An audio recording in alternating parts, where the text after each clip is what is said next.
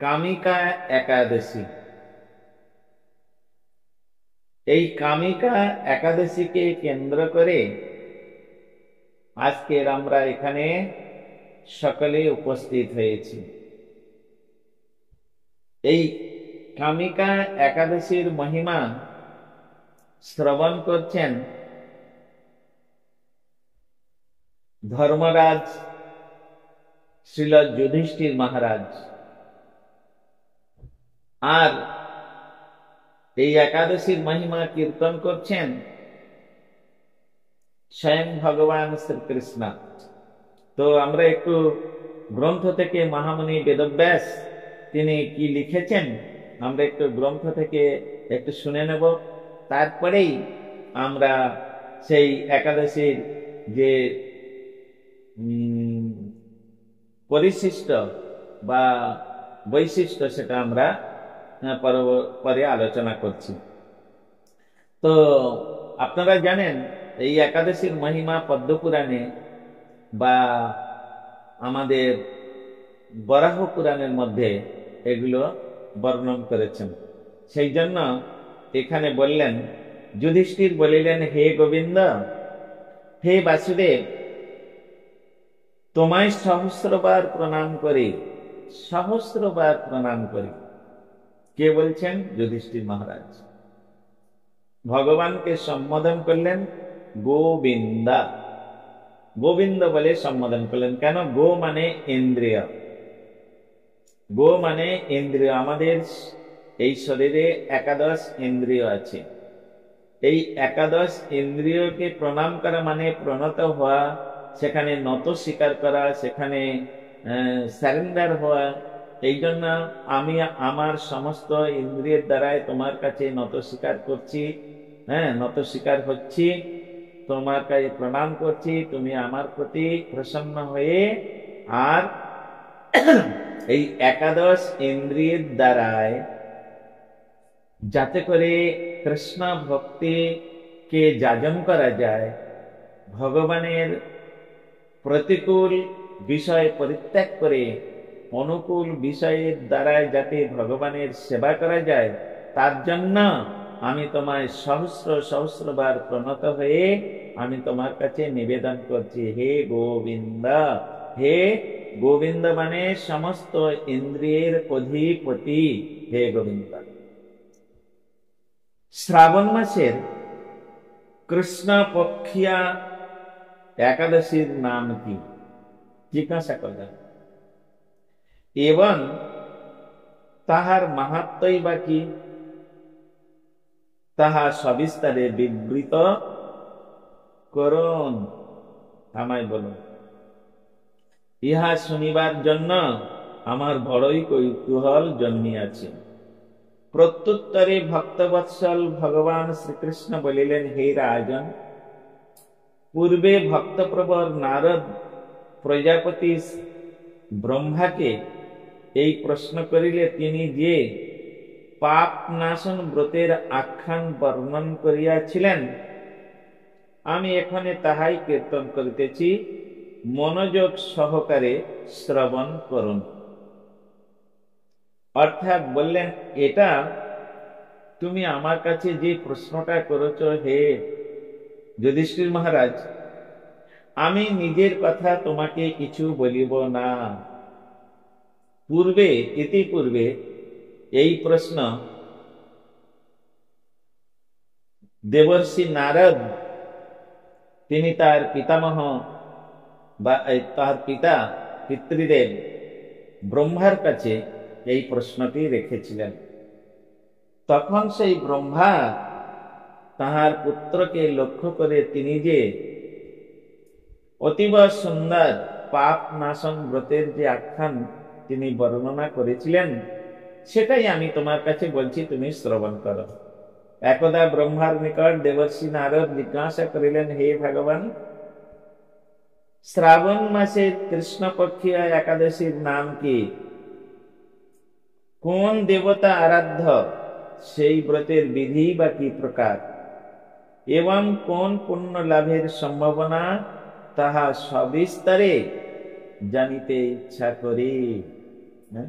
তাহলে কি বললেন, এই যে শ্রাবণ মাসের কৃষ্ণপক্ষীয় একাদশীর নাম কি, কোন দেবতা আরাধ্য, সেই ব্রতের বিধি বা কি, কি প্রকার, এই সমস্ত কথা জানার জন্য আমাদের দেবর্ষি নারদ তিনি ব্রহ্মার নিকট প্রশ্ন রাখলেন। আপনি কৃপাপূর্বক জানাইলে কৃতকৃতার্থ হইব। নারদের এই প্রকার বাক্য শ্রবণে ব্রহ্মা অত্যন্ত প্রীত হইয়া বলিলেন, হে বৎস, লোক মঙ্গলের জন্য তোমার প্রশ্নের যথাযথ উত্তর দিতেছি, শ্রবণ করো। এটা তোমার জন্য নয়। যেমন গীতাটা উপদেশ করেছেন অর্জুনকে লক্ষ্য করে বা অর্জুনের কে কেন্দ্র করে, কিন্তু এটা অর্জুনের জন্য নয়। এটা আপনারা যদি গীতার মাহাত্ম্য শ্রবণ করেন বা পঠন করেন, তো গীতার মাহাত্ম্যের মধ্যে সেখানে বলেছেন যে আমি এই যে গীতা আলোচনা করলাম, গীতা উপদেশ করলাম, এটা হে অর্জুন তোমার জন্য নয়। তাহলে কার জন্য? না সর্ব উপনিষদ গাব দুগ্ধা গোপাল নন্দন পার্থ বৎস সুধীর ভক্তা দুগ্ধং গীতামৃতম মহৎ। হে অর্জুন, তুমি ছাড়াই গীতা আমি উপদেশ করতে পারলাম না, কিন্তু গীতাটা তোমার জন্য নয়, এটা হচ্ছে সুধীর ভক্তা, যারা সজ্জন বৃন্দ রয়েছেন, সুধী সজ্জন বৃন্দ রয়েছেন তাদের জন্য। সেই রকম এখানে ব্রহ্মা ও নারদকে বলছেন, তুমি যে জীবের কল্যাণের জন্য, মঙ্গলের জন্য যে প্রশ্ন করেছো, এটা তোমার জন্য নয়, এটা তোমার জীবের কল্যাণের জন্য। তা সেই জীবের মঙ্গলের জন্য, যাহাতে জীবের মঙ্গল হয়, আমি সেই একাদশীর কথা কীর্তন করছি, তুমি শ্রবণ করো।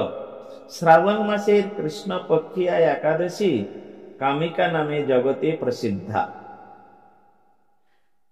যাহার স্মরণ মাত্রেই বাজপেয় যজ্ঞের ফল প্রাপ্তি হইয়া থাকে। বাজপেয় যজ্ঞ, অশ্বমেধ যজ্ঞ, এই সমস্ত যজ্ঞগুলো অন্যান্য যুগে চালু ছিল, কিন্তু কলি যুগে এটা নাই। তা অন্যান্য যজ্ঞের ফল এই সমস্ত একাদশী ব্রতের দ্বারাই ওই সমস্ত ফল লাভ করা যায়। যাহাতে হরি বিষ্ণু মাধব মধুসূদনকে পূজা ও ধ্যান করিলে অপরিমিত পুণ্য ফল লাভ হয়। তাহলে কাকে কাকে পূজা করতে বলছেন? হরি, বিষ্ণু, মাধব, মধুসূদন, চারজনের কথা এখানে বললেন।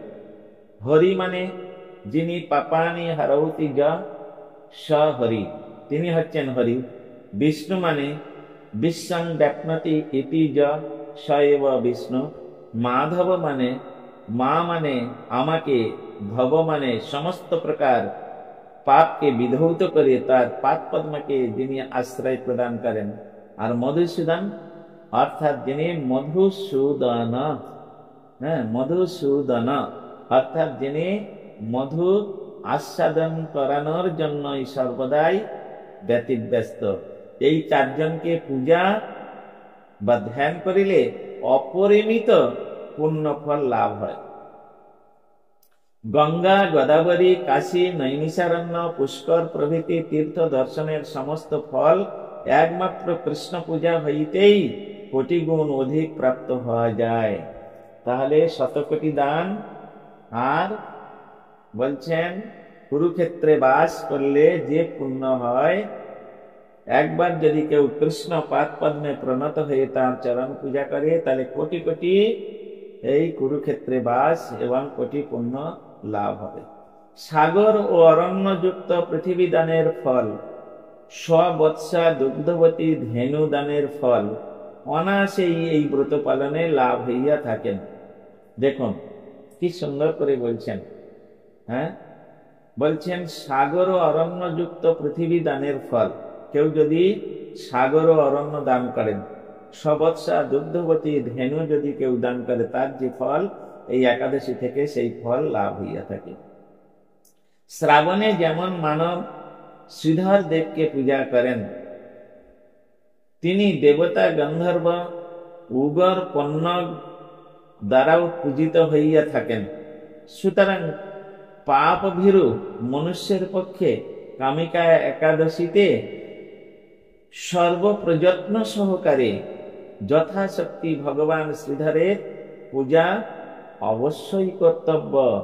বৈষ্ণবীয় ভাষায় এই শ্রাবণ মাসের নাম হচ্ছে শ্রীধর।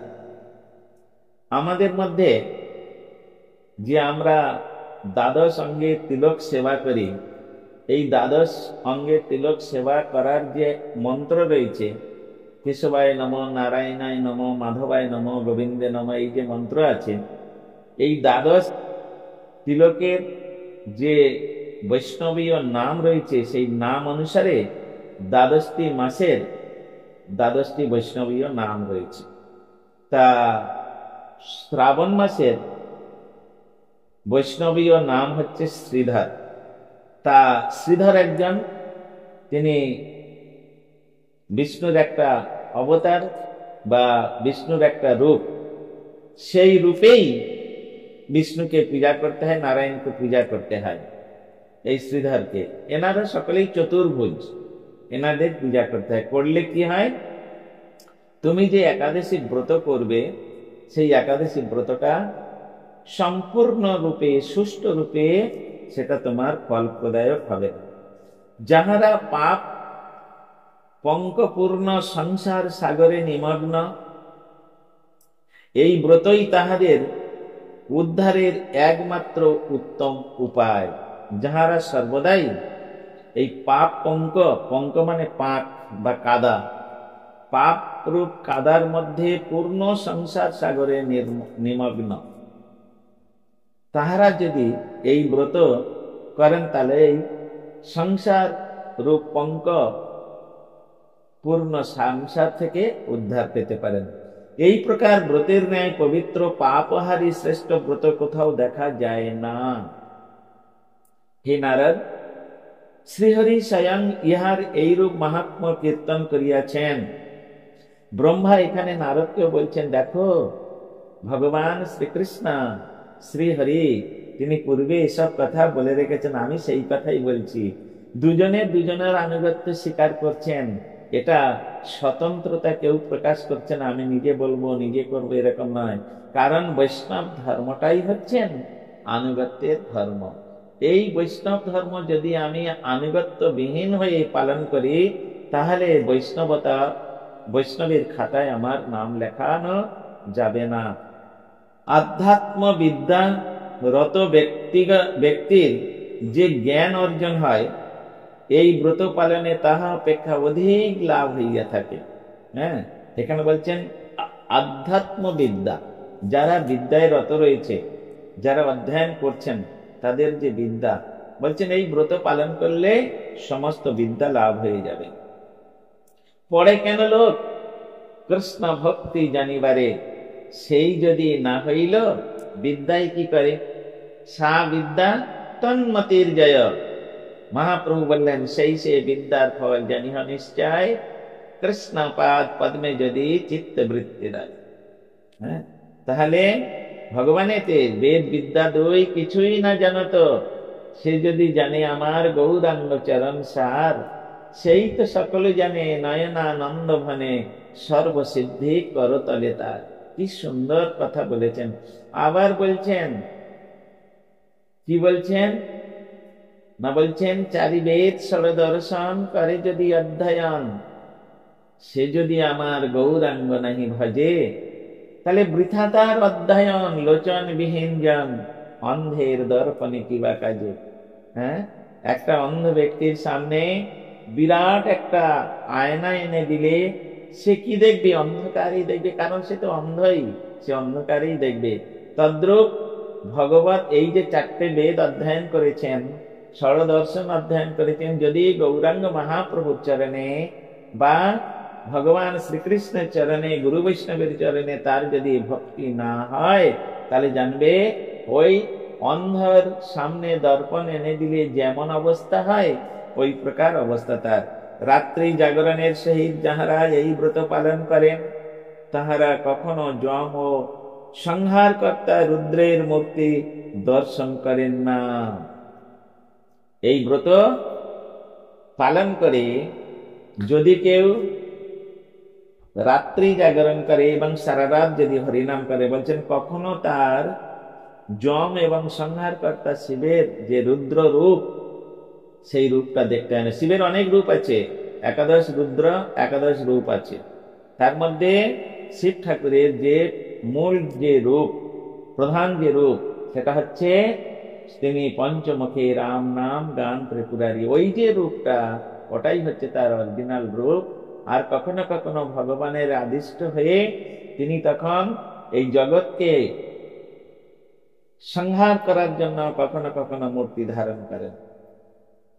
এই ব্রত পালনকারী কখনো নিচু জনি প্রাপ্ত হয় না, তাকে কোনোদিন অধো জনিতে প্রাপ্ত হতে হয় না, জন্মগ্রহণ করতে হয় না। যোগীগণ এই ব্রত উপবাসের ফলে ঈশ্বর সাযুজ্য মুক্তি পর্যন্ত লাভ করে থাকেন। সাযুজ্য মুক্তি একটা বাজে জিনিস, ওটা ভক্তরা কোনোদিন চান না। কারণ সাযুজ্য ভগবানের মতো হয়ে যাওয়া, ভগবান হয়ে যাওয়া একরকম, ওটা কোনোদিন হয় না। ওটা বেকার বলা, ওটা জ্ঞানীগণ বলতেও থাকেন, কিন্তু ওটা হয় না। ভক্তরা তারা কোনোদিন ওটা দীয়মানং ন গৃহ্ণন্তি বিনামত সেবনং জানা।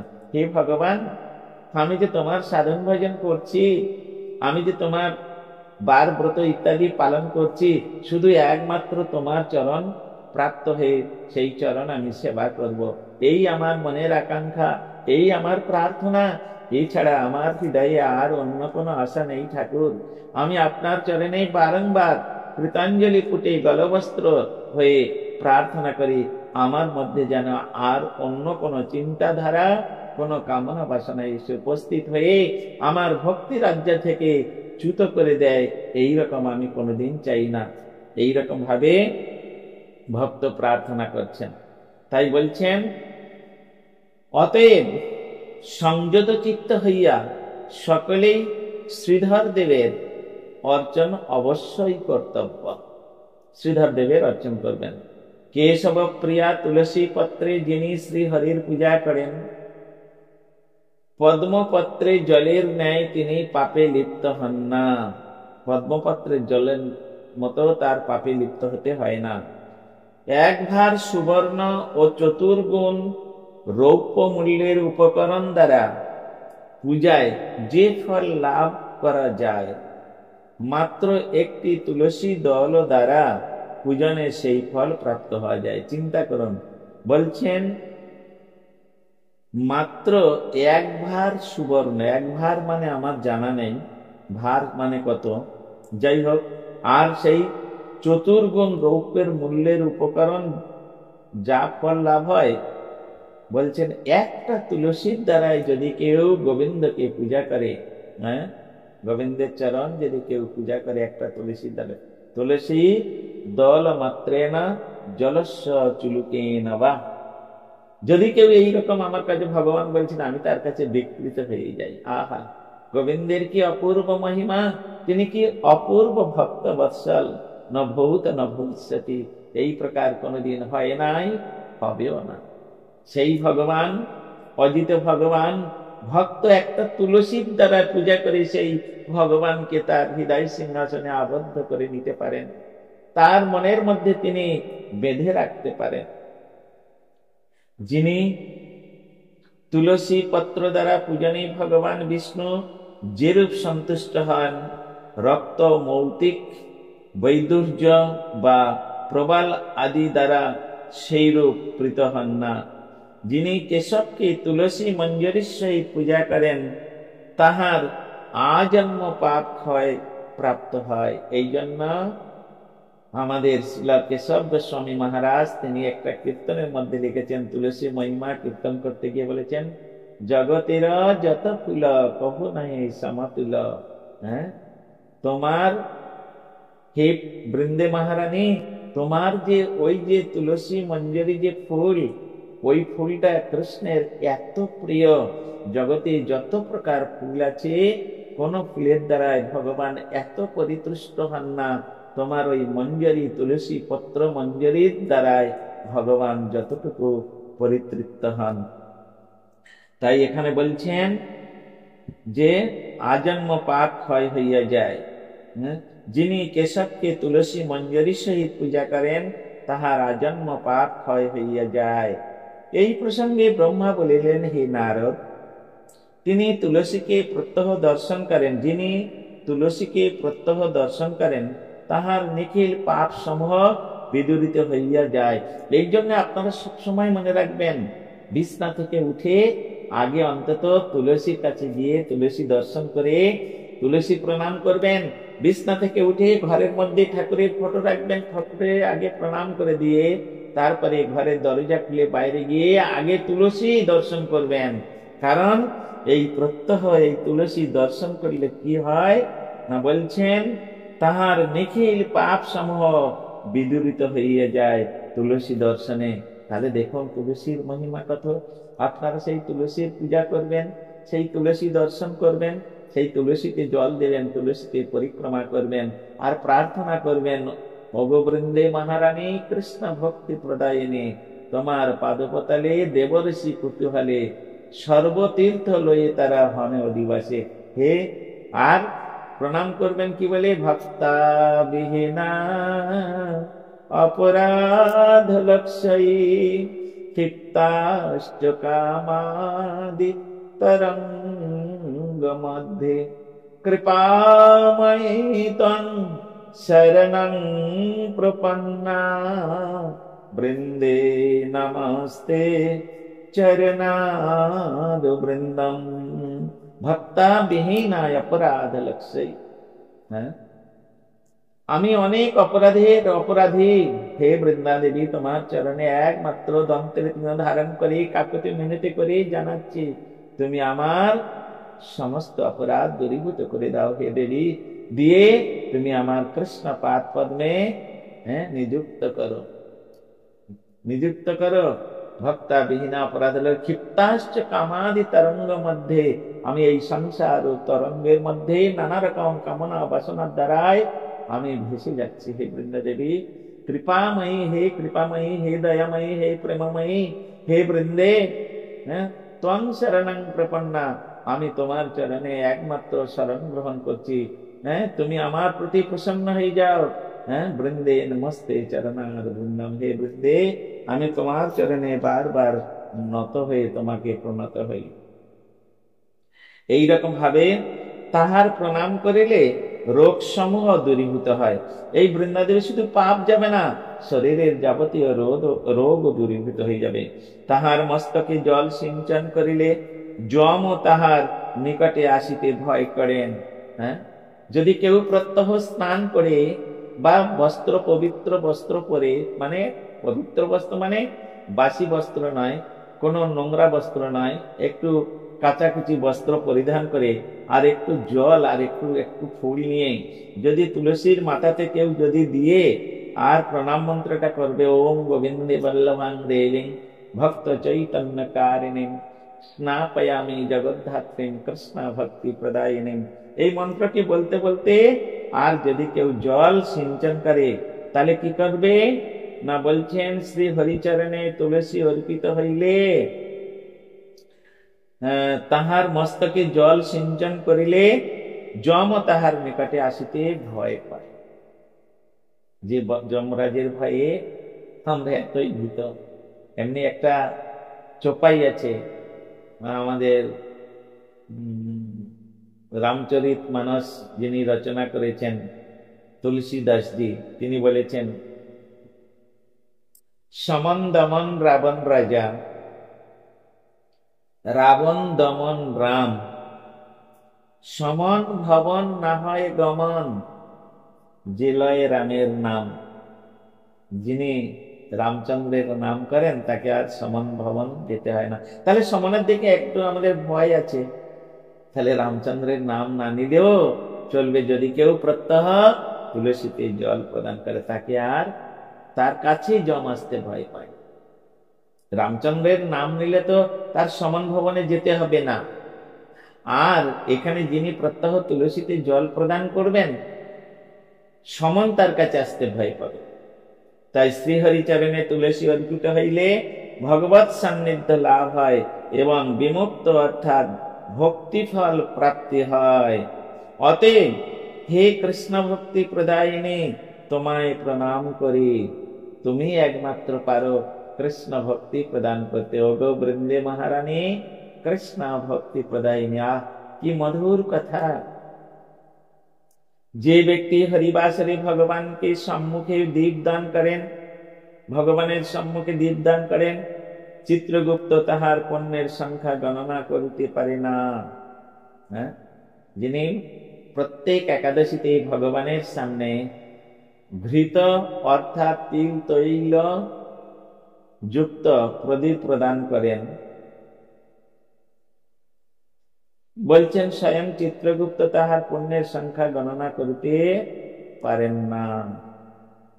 এবং তাহার স্বর্গস্থ পিতৃপুরুষগণ দেবতাগণ সহ সম্যক রূপে তৃপ্ত হন। তিল তৈল বা ঘৃতসিক্ত দীপদানের ফলে সেই ব্যক্তি শতকোটি দীপে পূজিত হইয়া সর্বলোকে গমনাগমন করিতে পারেন। তুমি ঠাকুরের সামনে প্রত্যহ যদি একটা করে দীপ প্রদান করো, ঘৃতযুক্ত অথবা তিল তৈল যুক্ত প্রদীপ, তাহলে বলছেন তুমি যখন এই জগৎ থেকে চলে যাবে, 100 কোটি দ্বীপে পূজিত হইয়ে তুমি এখানে স্বর্গলোকে গমনাগমন করিতে পারিবেন। স্বর্গলোক মানে এখানে অক্ষয় স্বর্গ অর্থাৎ বৈকুণ্ঠ। শ্রীকৃষ্ণ বলিলেন, হে রাজন, আমি আপনার নিকট সর্বপাতক হারিণী কামিকার মাহাত্ম্য বর্ণন করিলাম। অতএব যিনি ব্রহ্মহত্যা, ভ্রূণ হত্যা, পাপ বিনাশিনী, বৈষ্ণব স্থান প্রদায়িনী ও পুণ্য ফল প্রদা কামিকা ব্রত পালন করিবেন ও তাহার মাহাত্ম্য শ্রদ্ধা সহকারে শ্রবণ করেন, তিনি সর্বপাপ বিমুক্ত হইয়া বিষ্ণুলোকে গমন করিবেন। এই হচ্ছে এই কামিকা একাদশীর ব্রতের মহিমা বা মাহাত্ম্য। আপনারা শ্রবণ করলেন। তো আজকের বিষয়বস্তু হচ্ছে শ্রী শ্রী কামিকা ব্রতের, একাদশী ব্রতের মাহাত্ম্য। শ্রী শ্রী কামিকা একাদশী ব্রতের মাহাত্ম্য।